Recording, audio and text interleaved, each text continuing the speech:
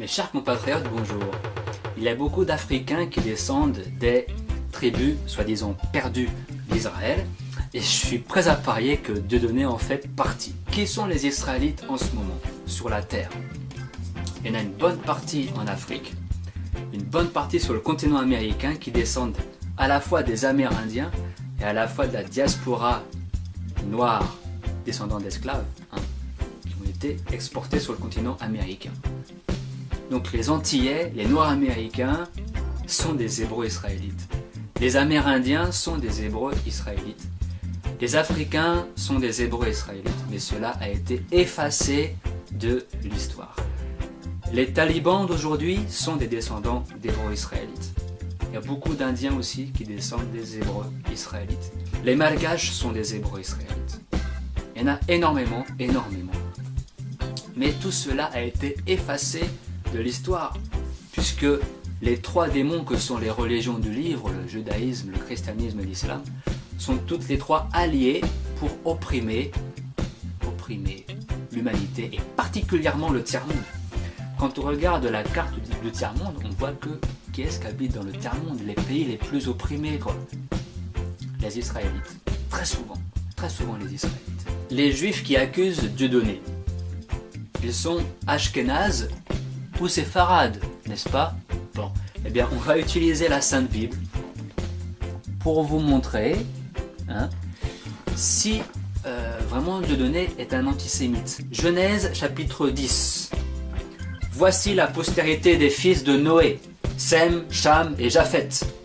Il leur naquit des fils après le déluge. Alors Noé a trois fils, Sem, Cham et Japheth. Les fils de Japheth furent Gomer, Magog, Madai, Javan, Tubal, Méchec et Tiras. Donc Japheth, fils de Noé, a eu des fils. Parmi ses fils, il y a eu Gomer. Verset 3. Les fils de Gomer, Ashkenaz, Riphat et Togarma. Donc Ashkenaz, c'est un des fils de Gomer. Ok. Gomer, c'est le fils de Japheth. C'est pas le fils de Sem. Donc déjà, dire quelque chose sur un pays qui est gouverné par des Ashkénazes, c'est pas être antisémite. Pas du tout. Déjà, si vous ne me croyez pas, regardez vous-même. Regardez cette Bible. Parce que je sais qu'il y en a beaucoup d'entre vous qui êtes paresseux. Vous n'allez même pas aller ouvrir votre Bible. Donc regardez. Postérité des trois fils de Noé. Voici la postérité des fils de Noé, Sem, Cham et Japheth. Il en a qui des fils après le déluge. Félicitations. Les fils de Japheth furent Gomer, Magog, Madai, Javan, Tubal, Méchec et Tiras. Les fils de Gomer, Ashkenaz, Riphat et Togarma, etc. etc. C'est incroyable. Gomer, Ashkenaz, Gomer, fils de Japheth. Il n'était pas sémite. Les Ashkénazes ne sont pas sémites. Il y a un gros problème, quoi. Maintenant, les séfarades. Allez voir dans la Bible 2 Rois, chapitre 17. C'est un assez long chapitre. Il raconte que il y avait une partie des tribus d'Israël qui habitait en Samarie. Cette partie des tribus d'Israël avait péché. Voilà, ils avaient adoré des faux dieux, sacrifié leurs enfants à des dieux. Bref, ils étaient tombés dans la superstition. Donc, le Dieu d'Israël, Yahvé, n'était pas content. Il a dit, bon les gars, je vous laisse tomber. Je vous envoie le roi d'Assyrie. Puis le roi d'Assyrie est allé. Et puis, qu'est-ce qui s'est passé? Bon, il a emmené certains en captivité. Et puis, il y a beaucoup de ces tribus-là qui ont fui en Afrique. Qu'est-ce qu'a fait le roi d'Assyrie? Il a mis en Samarie des gens, des séfarades, séfarvaïm, et ces gens-là ont adopté la religion des Israélites, puisqu'ils commençaient à foutre le bordel aussi, faire n'importe quoi, puis ils se rendaient compte que y a des lions qui les attaquaient, qui les mangeaient, machin truc, et donc ils se sont dit merde, on doit être maudit. Alors ils ont appelé un prêtre lévite Et le prêtre lévite est venu sous les ordres du roi de la Syrie et il leur a appris la loi de Moïse. Les juifs séfarades, selon la Bible, ne sont pas des Israélites descendants d'Abraham, Isaac et Jacob. Pareil pour les juifs ashkénazes qui se sont beaucoup plus tard convertis en masse au judaïsme. C'est très connu. Ashkénazes, leur territoire c'était où? C'était en Russie. C'était en Russie. Voilà. Donc, s'ils veulent aller quelque part, retourner quelque part, c'est pas du tout en Palestine qu'il faut aller. C'est en Russie, là-bas, au pays des Khazars. C'est de là-bas qu'ils viennent. C'est pas en Palestine. Pas du tout. On va voir un autre passage de la Bible, du temps de Jésus-Christ. L'Apocalypse, chapitre 2, versets 8 à 10. Écrit à l'ange de l'église de Smyrne. Voici ce que dit le premier et le dernier, celui qui était mort et qui est revenu à la vie. Je connais ta tribulation et ta pauvreté, bien que tu sois riche, et les calomnies de la part de ceux qui se disent juifs et ne le sont pas, mais qui sont une synagogue de Satan. Il y a des gens qui se disent juifs, mais qui ne le sont pas, et qui sont une synagogue de Satan. Qui est-ce qui construit aujourd'hui les synagogues? Il y a beaucoup de juifs qui ne le savent pas, mais les hautes autorités juives sont des satanistes. Ils adorent Baphomet, Satan, avec les francs-maçons, avec les rosicruciens, avec les Illuminati, etc. C'est la même bande, mes chers compatriotes. Et ça, il y a beaucoup de juifs qui ne le savent pas. La plupart des juifs, quand vous discutez avec eux, eh bien, vous avez le même problème que Jésus avec la Samaritaine. Puisque ces gens-là se prennent pour des descendants d'Abraham, Isaac et Jacob. C'est un lavage de cerveau, un vrai lavage de cerveau. Je discute avec des Israéliens, ils sont lavés du cerveau. Ils se prennent pour des descendants d'Abraham, Isaac et Jacob, alors que je vous ai prouvé que c'est une imposture. C'est une imposture, et limite c'est même pas de leur faute, puisqu'ils se font laver la tête par leurs chefs religieux, qui eux savent la vérité. Le Vatican, ils savent la vérité. Ils savent qui sont les vrais Israélites. Les princes d'Arabie Saoudite, ils savent la vérité. Ils vont sponsoriser la conversion à l'islam des Africains et des Antillais, mais ils savent très bien la vérité, que les Africains sont des Israélites. De la Bible. Prenez une carte de l'Afrique antique ancienne, vous verrez que le jardin d'Éden, il était en Afrique. Les 4 fleuves du jardin d'Éden sont en Afrique. Les 4 fleuves cités dans Genèse chapitre 2. On va voir. Prenez votre Bible, faites pas les paresseux. Faites pas les paresseux, puisque moi j'aimerais bien que dans les débats télévisés avec Dieudonné, soit ouvert la Bible. Pour que les gens puissent aller à la source finalement, puisque finalement les juifs, les chrétiens qui accusent Dieudo sont censés tenir à ce livre, la Sainte Bible. Hein? Ok? Bon ben, alors j'aimerais que vous ouvriez ce livre dans vos débats merdiques. Alors, Genèse chapitre 2, verset 10. Un fleuve sortait d'Éden pour arroser le jardin, et de là, il se divisait en 4 bras. Le nom du premier est Pichon. C'est celui qui entoure tout le pays de Havila, où se trouve l'or. L'or de ce pays est pur. Alors, le pays de Havila, le fleuve Pichon, ça vous le trouvez dans les cartes de l'Afrique antique. Allez sur internet, tapez Afrique antique, recherchez ces cartes. Allez sur les vidéos du frère Zulula. Le frère Zulula, sur YouTube, vous tapez Zulula. Il a fait des super vidéos où il montre ces cartes-là. Donc le premier c'est Pichon, et ça se trouve sur les cartes de l'Afrique antique qui datent du Moyen-Âge. Le second fleuve, c'est le Guion, qui entoure tout le pays de Couche, ou tout le pays d'Éthiopie, selon les traductions. Là encore, on sait que l'Éthiopie, c'est en Afrique. Couche, c'est en Afrique centrale, vers le Tchad. Le nom du troisième est Hiddekel. C'est celui qui coule à l'orient de l'Assyrie. Et la Syrie et Hiddekel, dans les cartes de l'Afrique antique, c'est vers l'Égypte, mais sud de l'Égypte, entre l'Égypte et l'Éthiopie actuelle en fait. Donc tout ça c'est en Afrique. Le quatrième fleuve c'est l'Euphrate. L'Euphrate, sur les cartes anciennes de l'Afrique antique, c'est en Afrique. C'est pas l'Euphrate actuel. Voilà, c'est en Afrique. Donc le jardin d'Éden c'était en Afrique. Il faut comprendre ça déjà. Ensuite, le territoire d'Israël, c'était en Afrique aussi. Et ça, je vais vous le démontrer aussi. Et je vais vous prouver aussi que Jésus est né en Afrique. Jésus, il est né à Bethléem, qui est appelée la cité de David, la ville de David. Bethléem. N'est-ce pas? Bon. Où c'est Bethléem dans la Bible? La Bible dit que Bethléem, c'est en Afrique.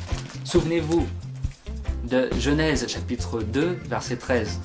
Le nom du second fleuve, c'est Gihon, qui entoure tout le pays de Couche. Maintenant, vous allez dans 2 Chroniques, chapitre 33, verset 14. Il est parlé de Manassé, un des fils de David, un roi d'Israël. Après cela, il bâtit en dehors de la ville de David à l'occident, vers Gihon, dans la vallée, un mur qui se prolongeait jusqu'à la porte des poissons et dont il entoura la colline. Il éleva à une grande hauteur et mit aussi des chefs militaires sur toutes les villes fortes de Juda. Donc la ville de David, c'était vers Gihon. Et dans la version anglaise, il est dit que la ville de David était à l'ouest de Gihon. Donc c'est à l'ouest de ce fleuve. C'est à l'ouest de ce fleuve Gihon de la Genèse qui est en Éthiopie. Donc le Christ est né en Afrique. Voilà, c'est clair et net. Israël, c'était un empire qui s'est étendu dans toute l'Afrique. Prenez le livre de Josué chapitre 1, verset 4. Donc là, c'est l'époque où les Israélites arrivent en masse sur la terre promise avec Josué, successeur de Moïse. Et vous aurez pour territoire depuis le désert et le Liban jusqu'au grand fleuve, le fleuve de l'Euphrate, tout le pays des Essiens, jusqu'à la grande mer vers le soleil couchant. Ce qu'on appelle la grande mer à l'époque, the Great Sea, c'était l'océan Atlantique. Sur les cartes de l'Afrique antique, Liban et Euphrate, comme je l'ai dit, c'était en Afrique. Tout le pays des Essiens jusqu'à la grande mer, vers le soleil couchant, donc jusqu'à l'océan Atlantique. Afrique de l'Ouest. Ensuite, je vous invite à lire Ézéchiel chapitre 47 et chapitre 48. Puisque là, vous allez comprendre que Israël était entouré par 2 océans, par 2 mers. Il y avait la grande mer, qui était l'océan Atlantique. Il y avait la mer orientale. Aujourd'hui, Israël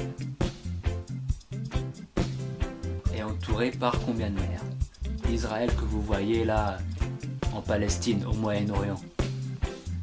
Ça ne correspond pas à l'Israël de la Bible. Il y a un gros problème, il y a un gros décalage géographique et historique. Ézéchiel chapitre 47, verset 18. Le côté oriental sera le Jourdain, entre Avran, Damas et Galaad, et le pays d'Israël.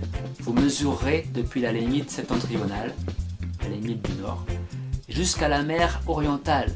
Ce sera le côté oriental. Il est parlé de la mer orientale. Ézéchiel 47, verset 18. Regardez l'Israël, la colonie moderne du Moyen-Orient, Israël. Est-ce que ça correspond avec l'Israël de la Bible? Non, pas du tout. Pas du tout. Il y a une grosse erreur là-dedans. Il y a un gros décalage. La mer orientale, c'est l'océan Indien. Et puis la grande mer, c'est l'océan Atlantique. Et Israël, c'est entre les deux. Donc Israël, c'est l'Afrique. Un autre verset biblique intéressant nous permet de situer où sont les tribus d'Israël. Alors, Sophonie chapitre 3, verset 10, il est dit « Au-delà des fleuves de l'Éthiopie », et dans d'autres versions, il est dit « au-delà des fleuves de Couche », « Au-delà des fleuves de l'Éthiopie, mes adorateurs, mes dispersés, m'apporteront des offrandes. » Voilà, c'est dit au-delà des fleuves de l'Éthiopie, c'est en Afrique centrale, subsaharienne, Afrique black. C'est là-bas Israël. Dieudonné est un Israélite, je vous le dis. Je suis prêt à le parier. bantouhébreu.canalblog.com. Je vous invite à ceux qui veulent faire des recherches à aller vraiment sur ce site. Alors il est dit... Alors l'épreuve selon l'étude de Thomas Vanda. Allez regarder aussi les vidéos de Thomas Vanda sur YouTube. C'est un pasteur black du Canada. Il a fait des super études. Israélite en Afrique centrale, au-delà des fleuves de couche. Donc là c'est ce que je viens de lire. Alors pays Cameroun.